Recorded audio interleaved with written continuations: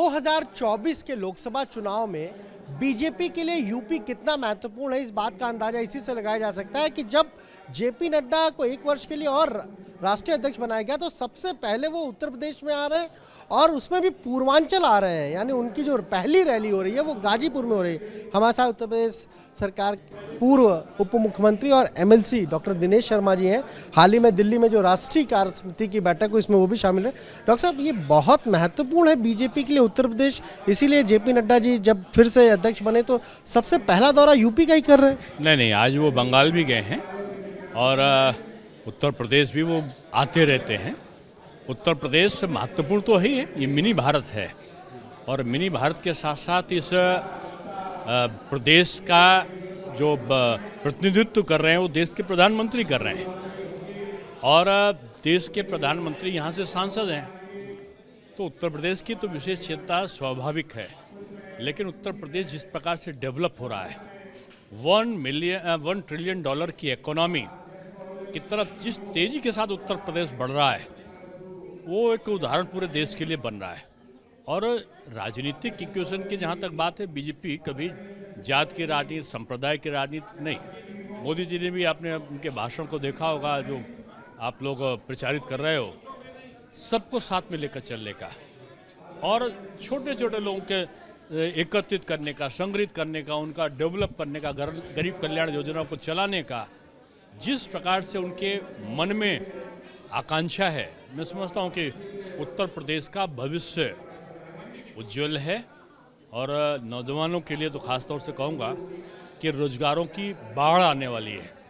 Sir, सवाल ये है कि दिल्ली में जो बैठक हुई मिशन यूपी, मिशन 80 भी उस पर जरूर चर्चा हुई होगी क्योंकि 80 लोकसभा सीटें हैं और 14 ऐसे हैं जो आप नहीं जीत पाए, अगर उपचुनाव को भी जोड़ लें।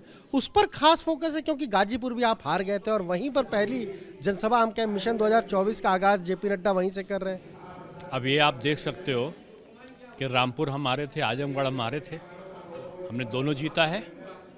और उत्तर प्रदेश में अब गुजरात के बाद, गुजरात में 86% सीटें जीती हैं बीजेपी ने विधानसभा में और हम गुजरात का रिकॉर्ड तोड़ेंगे।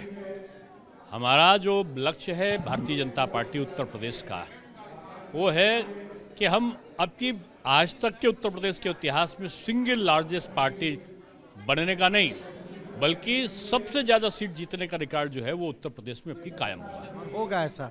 इसलिए सवाल है क्योंकि अखिलेश यादव तो तेलंगाना जा रहे हैं, केसीआर है, अरविंद केजरीवाल है और यूपी बिहार को लेकर नेतृत्व कहीं अखिलेश यादव करते नजर आ रहे हैं। उन्होंने कहा कि 399 दिन बचे हैं, जिसको प्रधानमंत्री बनना है वो गुजरात से यूपी आता है, ऐसा इस बार नहीं होगा। नहीं, सही कहा है कि 399 दिन, अब आज तो 398 दिन है मोदी जी को फिर से तिबारा प्रधानमंत्री बनाने के और भारत के स्वर्णिम इतिहास की संरचना के लिए एक ऐतिहासिक पुरुष के रूप में स्थापित करने के 398 दिन हैं। हाँ, लोगों को अब उत्तर प्रदेश के बजाय अपना रास्ता कहीं ना कहीं तलाशना तो होगा ही होगा।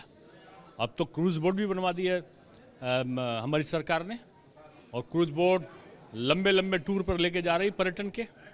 मैं समझता हूँ राजनीतिक रूप में बेरोजगार हुए लोगों को राजनीतिक पर्यटन तेलंगाना और इधर उधर जाने के बजाय मैं समझता हूँ कि उनको उत्तर प्रदेश से अब ये मान लेना चाहिए कि उत्तर प्रदेश में बीजेपी है और मोदी जी हैं, उसके अलावा कोई दूसरा नहीं है। ये शिवपाल यादव भी पूर्वांचल में है। कल उन्होंने मऊ में कहा कि जो हम संघर्ष के रास्ते पे सपा बढ़ेगी तो लंका दहन होगा, लंका जलेगी। निशाना कहीं ना कहीं बीजेपी पर है। अब लंका का दहन करा के कोई निकला हो तो मैं नहीं कह सकता हूं, लेकिन लंका दहन तो निश्चित रूप में जो अत्याचारी होते हैं, जो अपराधियों को प्रश्रय देने वाले लोग होते हैं, आसुरी प्रवृत्तियों को बढ़ावा देने वाले होते हैं, तो उनको दंड, उनका लंका जरूर होती है।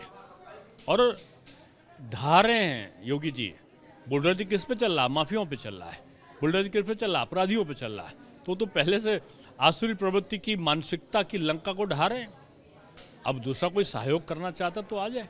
वो कह रहे हैं कि अब अखिलेश को छोड़ के नहीं जाएंगे, अब वो उनके नेता अखिलेश यादव और पद की कोई लालसा नहीं है उनके लिए।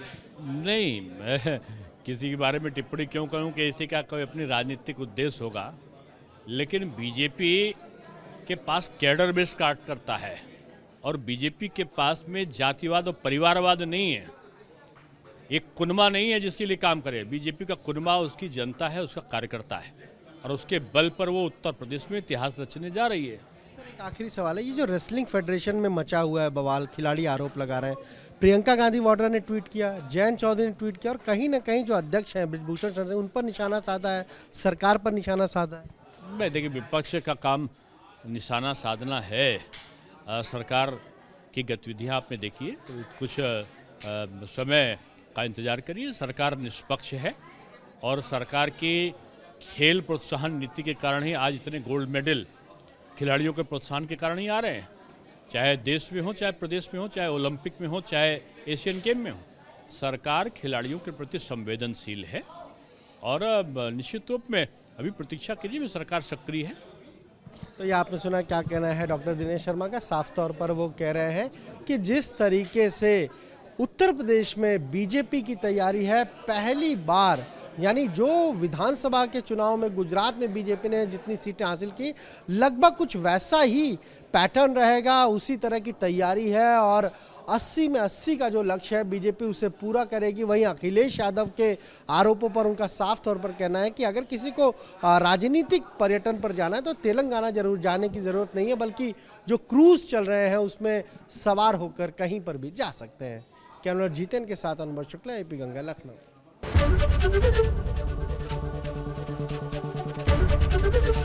ABP गंगा, खबर आपकी, जुबान आपकी।